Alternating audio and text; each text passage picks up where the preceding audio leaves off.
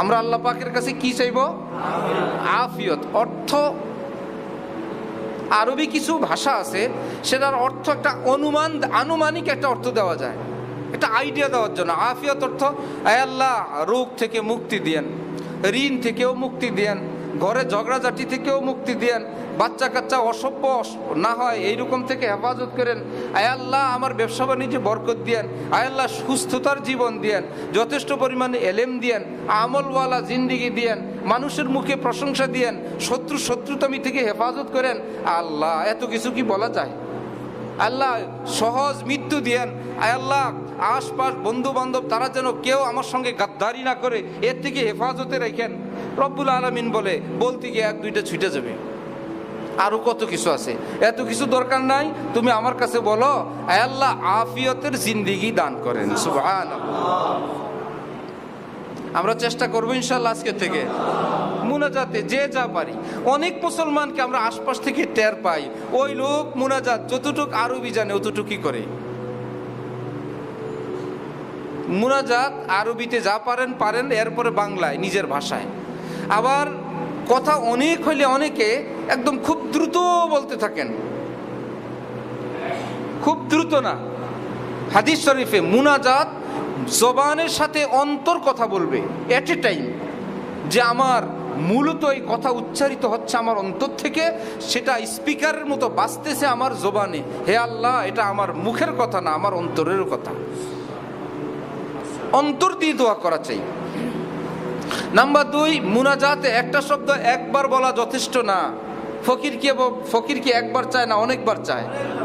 নবীজি বলেন, ইন্নাল্লাহা ইউহিব্বুল মুলিহিনা ফিদ দুআ, যারা দোয়ার মধ্যে একটা কথা ঘ্যাঙ্গা ফকিরের মতো বারবার বলে, নবী বলেন কি এতে আল্লাহ পাক খুশি হন। সুবহানাল্লাহ। অসন্তুষ্ট হন না, খুশি হন? খুশি হন।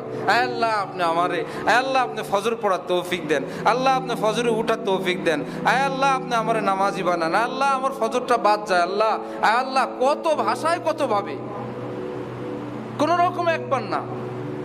আয় আল্লাহ আমি সহিশুদ্ধ কোরআন পারি না, আয় আল্লাহ আপনার কালাম আমি পারি না, আয় আল্লাহ আপনার কোরআন আমি পারি না, আল্লাহ এর থেকে কপাল আর কি খারাপ হইতে পারে, আয় আল্লাহ আপনি আমাকে আপনার কালাম পড়ার তৌফিক দেন। একবার এইভাবে একবার ওইভাবে ঘুরে ফিরে, একটু আগে কতক্ষণ বলছে, একটু পরে আবার ঘুরে আয় আল্লাহ আপনি আবার বলতেছে আপনার কালাম আমাকে পড়ার তৌফিক দেন। যার যেটা দরকার। ইসলামের বিধান কোরআনে পাকের তাফসীর অনুযায়ী উদউনি আস্তাজিব লাকুম, আল্লাহ পাকের কোরআনে পাকের আয়াত। আল্লাহ পাক বলেন, তোমরা আমার কাছে দোয়া করো, আমি তোমাদের দোয়া কবুল করব। আল্লাহ পাকের ওয়াদা, আমি তোমাদের ওয়াদা কবুল করব। উদউনি, তোমরা দোয়া করো। মুফাসসিরিনরা বলেন, বান্দা যত দোয়া করবে সব কবুল, যত দোয়া করবে। কেন? ইন্নাল্লাহা লা ইউখলিফুল মিআদ, ইন্নাল্লাহা লা ইউখলিফুল, আল্লাহ ওয়াদা খেলাপ করেন না। কোরআন শরীফে বলছেন দোয়া কর আমি কবুল করব, তিনি কবুল না করার কোনো উপায় নেই। দোয়া করলেই কবুল। সেটা দিতে গিয়ে তিনি একটু সিস্টেম করেন। তুমি চাইলা তোমার দোয়া কবুল, আমি দিব 10 বছর পরে, এখন সহ্য করতে পারবা না। মেয়ের বয়স 13, সে মা হইতে চায়, আবেগের চোটে মুরব্বীরা কি বলবেন যে মা হয়ে যাও? না, বলবেন এই বয়সে তোমার মা হওয়া, শরীরের যে অবস্থা, ডাক্তারও বলছেন না, ঠিক না।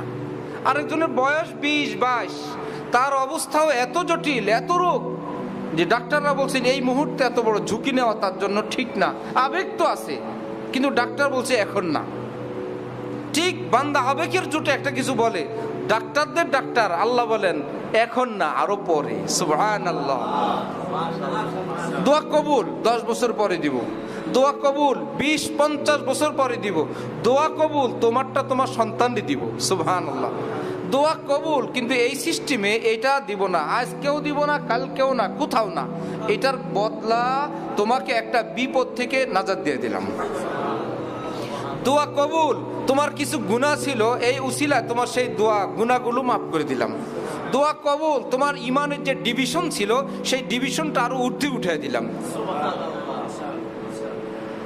দোয়া কবুল, একটার বদলে আরেকটা দিয়ে দিলাম।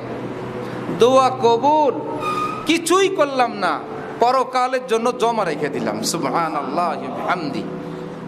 আজকে দোয়া কবুল হয় না, আমরা বিরক্ত হই, আল্লাহ দিলেন না, আল্লাহ দিলেন না, আল্লাহ দিলেন না। কিয়ামতের দিন আল্লাহ পাক বলবেন, এই যে বান্দা তোমার নেকি, আল্লাহ এত বড় নেকি আমার, এগুলো কিসের নেকি? আল্লাহ পাক বলবেন, দুনিয়াতে তুমি দোয়া করছিলা, এটাকে আমি দুনিয়ায় কবুল করছিলাম, কিন্তু সেখানে দেই নাই, আখিরাতের জন্য রেখে দিছিলাম। আল্লাহ, আমি কত কান্না কাঁদছিলাম, আপনি সেটা দেন নাই, এইভাবে রাখছেন। আমি তো ভাবছি আমার দোয়া কবুল হয় নাই। আল্লাহ পাক বলবেন, আমি না বলছি উদউনি আস্তাজিব লাকুম, দোয়া করো আমি কবুল করব। আমি তো ওয়াদা খেলাফ করি না, আমি করছিলাম কিন্তু তোমাকে সেখানে দেই নাই, এখানের জন্য রেখে দিছিলাম, এই যেন। আবার আরেকটা, আবার আরেকটা, আবার আরেকটা। জীবনের যত দোয়া কবুল আমরা দেখতে পাই নাই। এইবার বান্দা উল্টা কান্না শুরু করবেন, আয় আল্লাহ, আপনি কতগুলো দোয়া দুনিয়াত কবুল করছেন, কেন করলেন? একটাও কবুল না করতেন, আপনি যে কতগুলো দোয়া আমি যা চাইছিলাম তাই দিয়ে দিলেন, সেগুলো না দিলে কেমন হইতো? আরো ভালো হইতো না আল্লাহ? আজকে সব আখিরাতের জন্য রাখতেন। আল্লাহ পাক হাসবেন যে দুনিয়ার মধ্যে দেই নাই, তখন তুমি বললা কেন দেই না। আবার এখন কিছু আখিরাতের জন্য রেখে দিলাম, এখন বলো আবার কেন কিছু দুনিয়াতে দিয়ে দিলাম। বান্দা, আমি আহকামুল হাকিমিন, আমি জানি কোনটা কোথায় দিলে বেশি ভালো হবে, আমি সেটাকে সেখানেই দিয়ে দিই। সুবহানাল্লাহ। তাহলে দোয়া করতে আর কোনো টেনশন নাই, দোয়া চাইতে পারবো, আল্লাহ ভালো মনে করলেই দিবেন। আমাদের বুজুর্গানে দিন উস্তাদরা আমাদেরকে বলেন যে বাচ্চাদের এরকম চেরাগ ধরতে চায়, আগুন হাত দিতে চায়, তার দৃষ্টিতে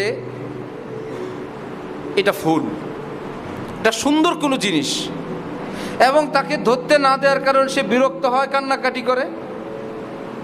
অভিভাবক কি তারপরেও তাকে কুপি বাত্তি চেরাগ ধরতে দেয়?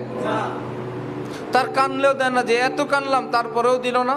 শেষমেশ বাচ্চার মনে এই কথাটাই আসে, আমার মা বাবা বুঝলো না।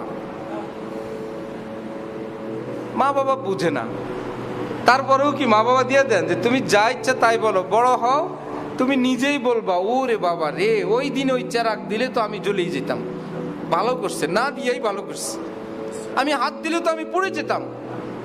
দেন নাই আমার মা বাবা, ভালো করছেন।